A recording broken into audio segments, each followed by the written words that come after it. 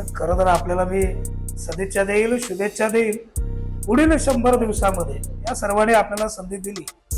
पुढील 100 दिवसामध्ये तुमच्याकडनं प्रामुख्यानं कुठल्या समस्या सुटलेल्या किंवा त्या सुटण्यासाठी प्रयत्न सुरू झालेलं चित्र आम्हा सर्वांना बघायला पाहिजे. पहिलं म्हणजे माझं प्रामुख्याने काम राहील 10 तारीख पासून. मी 9 तारीखला एक निवडणूक समजा जिंकलो, तर 10 तारीख पासून माझं काम राहील की प्रत्येक गावातील प्रमुख कार्यकर्ते असतील, प्रमुख पदाधिकारी असतील, प्रमुख व्यक्ती असतील, अशांना भेटून त्या गावात काय काय गोष्टी गरजेच्या आहेत, ज्या मी फिरताना काही माझ्या डोळ्याआड राहिल्या असतील, प्रमुख समस्या, ह्याचं सर्वचं नोटिफिकेशन करणं हे माझ्यासाठी महत्त्वाचं आहे. कारण कुठचं काम करायचं आहे त्याचं पहिलं आपल्याकडे पेपरवर पाहिजे.